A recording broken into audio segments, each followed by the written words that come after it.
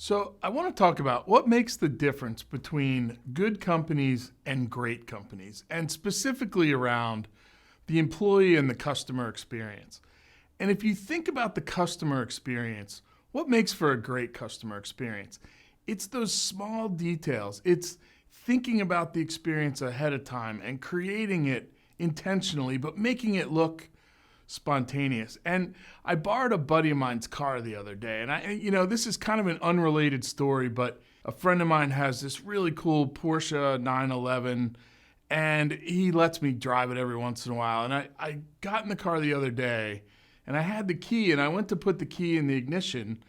And I remembered that in a Porsche, every single Porsche, the ignition's on the left side of the steering wheel. It's the only car that has the ignition on the left side of the steering wheel. So I started to do some research. And the reason that Porsche has the key on the left-hand side instead of the right-hand side, and any Porsche aficionado out there already knows this because it's actually part of their lore and their legend, which is another great lesson for another day about kind of creating your stories around your brand. But back in the day when they were doing road rally racing, where they would have what was called a running start, all the drivers would line up and they would have to run to the cars. The door would be open. They'd have to run to the cars, get in the car, start the car, and drive away.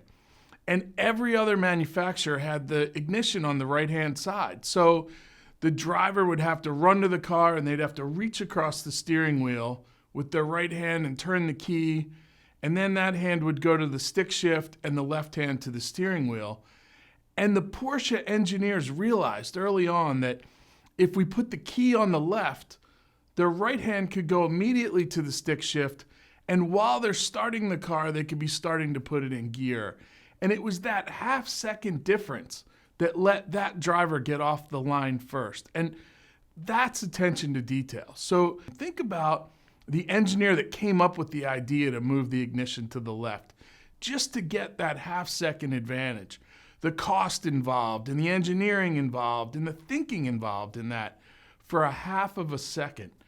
And today it's part of their brand, it's part of their legend, it's a really cool story, but it goes deeper for me. It's about focusing so much on the outcome, making sure that no detail is left to chance. We can really demonstrate ourselves as professionals at a new level when we start to look at detail as that important. And I think we should be looking at attention to detail kind of across the spectrum.